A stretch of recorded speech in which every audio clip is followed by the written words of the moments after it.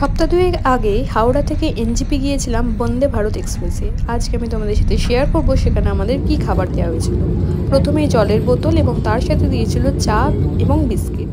তারপরে দিয়েছিল ব্রেকফাস্টে ছিল লটে চকোপাই দিয়েছিল, জুস দিয়েছিল, জ্যাম ছিল এবং বাটার ছিল। তার সাথে আমি যেহেতু ননভেজ নিয়েছিলাম, তো ননভেজ আইটেমে ছিল এগ এবং কিছু ফ্রাইজ দিয়ে দিয়েছিল। এখানে ক্যারেট এবং পটেটো এবং পিস ছিল, তার সাথে এগ দিয়েছিল এবং দিয়েছিল দুটো ব্রাউন ব্রেড। খাবার মোটামুটি টেস্টি ছিল।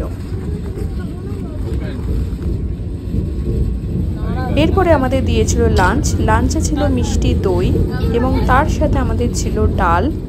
যেহেতু ননভেজ থালি নিয়েছিলাম তাই চিকেন ছিল, রাইস ছিল এবং ছিল পরাঠা।